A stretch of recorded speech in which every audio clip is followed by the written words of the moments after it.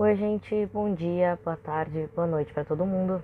Seguindo com as nossas redações regionais, a gente vai analisar hoje a redação da prova da Unicamp.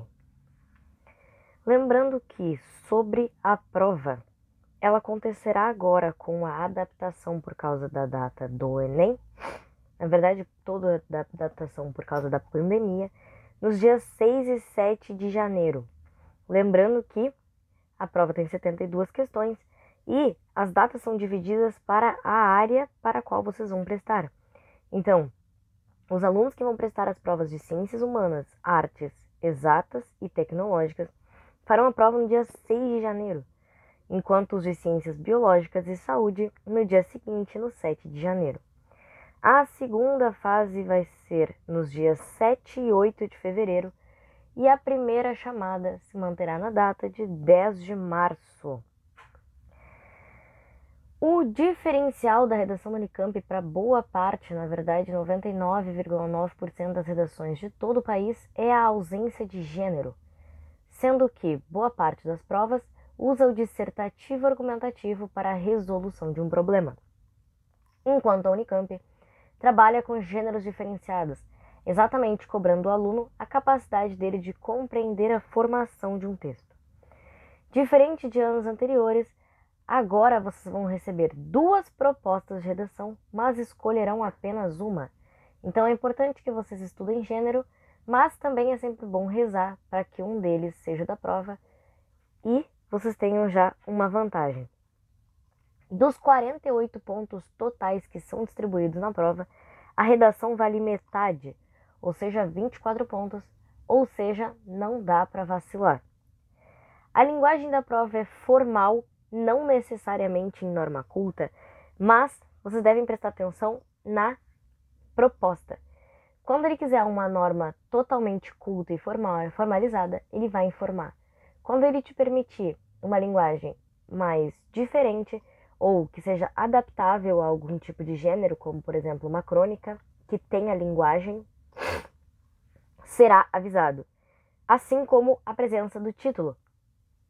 Ele, em teoria, não é obrigatório, mas, hora ou outra, na proposta vem a seguinte mensagem: título obrigatório. Quem pular, só se apegar ao tema e ao gênero, vai perder ponto, terá sua redação anulada. A redação da Unicamp é conhecida como uma redação de propósito. O gênero dela tem um porquê de existir, logo vocês têm um propósito a responder.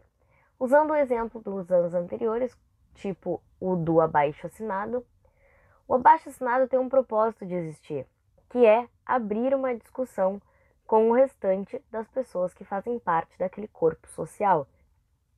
Então, quando existia um abaixo-assinado feito para ser apresentado para alunos, vocês deveriam usar uma linguagem específica para que fosse conversado com alunos. Logo, todo o sentido de existir do texto de vocês é decodificado a partir do gênero. O propósito da escrita vem do gênero. A redação da Unicamp trabalha com blocos de correção, assim como, por exemplo, a redação da FUVEST, assim como a redação da URGS e de boa parte das provas. O primeiro bloco de correção é o bloco mais importante, que tem a maior carga de pontos, que é o tipo de texto e interlocução. Ele vai verificar se vocês responderam o que o gênero pede. Se vocês escreveram uma crônica, se essa crônica tem um tempo e personagens.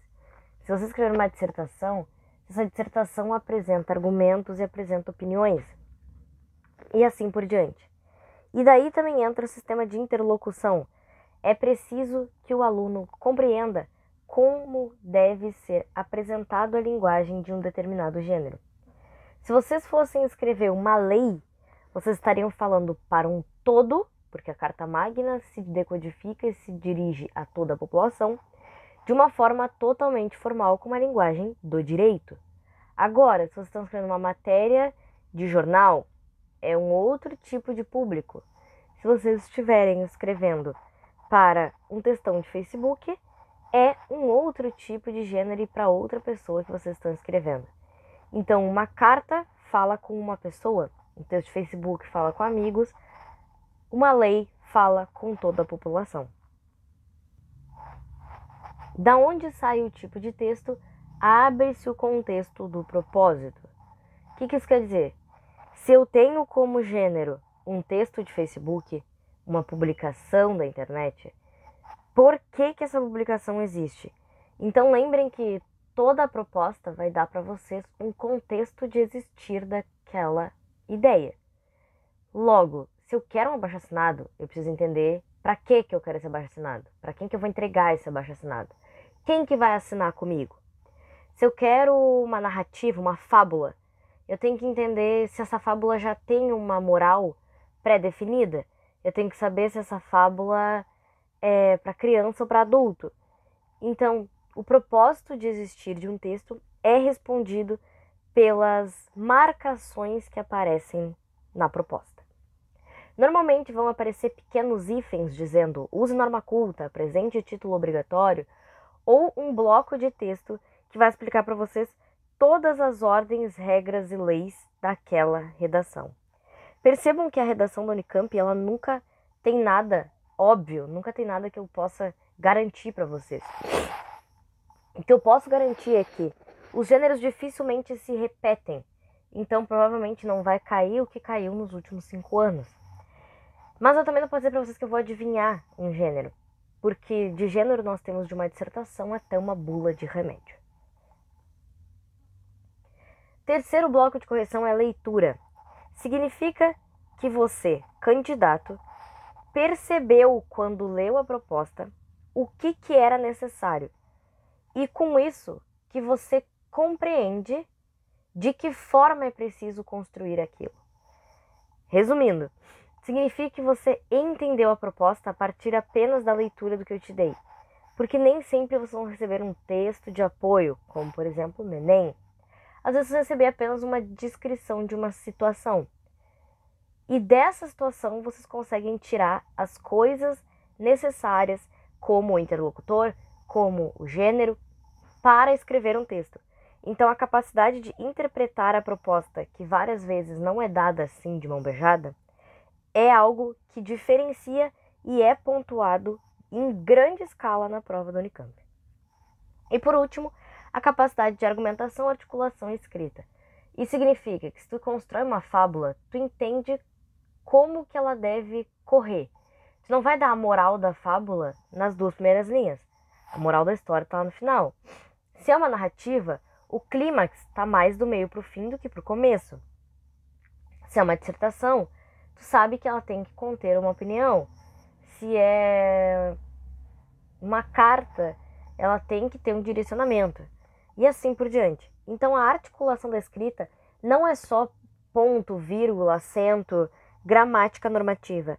Ela é muito a capacidade de mostrar que vocês, usando a linguagem correta e formal, sabem aplicar este tipo de uso para todo tipo de gênero. Tipo, escrever uma dissertação não é a mesma coisa que escrever uma novela. Mas você pode usar a norma culta em ambas. E a articulação aqui mostra que vocês entendem que a norma culta, por mais que ela não seja algo habitual, pode ser aplicada de diversas maneiras em diversos gêneros. As propostas vão aparecer para vocês de uma maneira normalmente descritiva. Isso significa que eles vão dar para vocês uma situação, ou um momento, ou um texto que vai apresentar diversas ideias. Eles não vão fazer como provas, por exemplo, da URGS, que vai lá, joga um texto, faz um quadrado em negrito e diz, escreva sobre Zezinho. Não, a prova da Unicamp provavelmente vai descrever uma cena inteira para vocês. Depois dessa cena, ele vai apresentar mais um texto de 6 ou 7 linhas que contém dentro dele as regras que vocês devem cumprir. Mas, se tu ficou preso no textinho, quis pular tudo, vai perder informação. Outra coisa é que vocês devem abordar a prova de uma forma segmentada. O que isso quer dizer? Todo gênero tem as suas particularidades. Vamos pensar, por exemplo, na fábula, que todo mundo sabe que o que diferencia a fábula de outros gêneros é a grande moral da história. A lebre corre rápido, mas tu não é constante, a tartaruguinha passa. Esse tipo de coisa. Vocês têm um ser diferente que faz cada gênero. Então, a proposta aqui é isso, que é que vocês entendam que cada gênero tem o seu passo a passo. E que tu mostre pra mim que mesmo que tu não sabe, arrisca o passo a passo, tu entende pelo menos como ele funciona. Por isso que a melhor dica para a Unicamp, larguem tudo que vocês estão fazendo, pega um papel, uma caneta colorida, aquelas de gel com cheirinho, um post-it maravilhoso, aquele que vocês estavam guardando para escrever as fórmulas de matemática, pega um deles e anotem: ler é o mais importante. É muito mais fácil vocês entenderem como um gênero funciona quando vocês já leram ele antes. Então vai ler uma fábulazinha. Parece coisa de criança, mas vai ler. Lê um conto. Pega um continho do Caio Fernando de Abreu, que são contos mais curtos, ou contos urbanos como a Lígia Fagundes Telles. Pega uma novela do Guimarães Rosa. Busquem ler esses textos para vocês entenderem como você, interlocutor, deve receber esse texto. Aí na hora de escrever tu já sabe, quem vai ler tá esperando XYZ, que foi o que eu recebi quando li o conto do Caio Fernando, por exemplo. Então, o maior aliado de vocês para as propostas é conhecer o funcionamento dos gêneros. Vocês não precisam ter 1 milhão de citação, vocês não precisam ter uma escrita maravilhosa, cheia de criações, como se estivessem produzindo o Hobbit em 1 hora. Precisa apenas respeitar os limites daquele gênero. E a melhor forma de fazer isso é se vocês conhecerem ele. Então, quando puderem, aquele tempinho livre, dá uma lida em alguns gêneros diferentes. Tira 1 hora do dia, assim, 1 vez por semana. Aí tu vai ler um conto, uma novela e uma bula. Aí depois tu vai lá, vai ler um post de Facebook, uma thread do Twitter e uma abaixo-assinada. Tu vai ler uma página da Constituição, um provérbio bíblico e uma redação do Enem. Façam isso. Separem 3 tipinhos por dia e deem uma lida. Lembrando, eles não vão mandar vocês escreverem um romance. Então tem que ler Grande Sertão Veredas inteiro. Vocês vão ler pequenos trechos, pequenos textos que vão preparar vocês para o que vocês vão produzir para aquele corretor. Aqui eu citei alguns gêneros que são os mais conhecidos, mas eles são gêneros que caem com frequência. Então eles não são muito comuns de se repetirem. Eles caem e vão cair de novo daqui a 5 anos. Mas é interessante vocês pensarem que dentro das marcações textuais existem muitas coisas que são parecidas. Por exemplo, na dissertação, seja ela expositiva ou argumentativa, nós temos que apresentar ideias. Nós temos que ter um ponto de vista. Nós temos que ter essa ideia a respeito de um tema e respeitar uma estrutura que ajude o leitor a compreender as nossas ideias. Então a gente precisa de um início, um meio, um fim, uma introdução, um desenvolvimento, uma conclusão. A gente precisa que essas introduções, desenvolvimentos e conclusões sejam a respeito de um único tema. A gente não vai sair dissertando sobre 10 coisas diferentes. Então, toda dissertação tem uma unidade temática. Entendam que mesmo existindo 2 tipos de dissertação, elas têm coisas em comum. Então, é importante que vocês tenham na cabeça que se ele já der uma dissertação expositiva, pode cair a argumentativa. São coisas diferentes, entre aspas, mas também são coisas muito parecidas. As narrações. Narrações são as coisas mais comuns para a criação de história. Conto, crônica, novela, fábula, tirinha,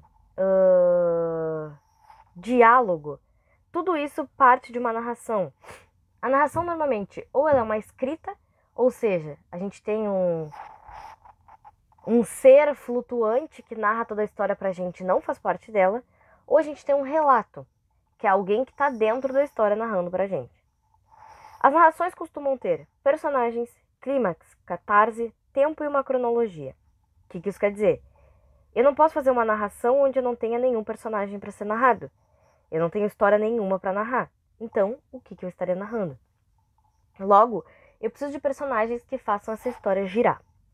O clímax, que é aquele ponto alto onde o grande acontecimento é revelado, onde todo mundo descobre quem matou Odete Roitman.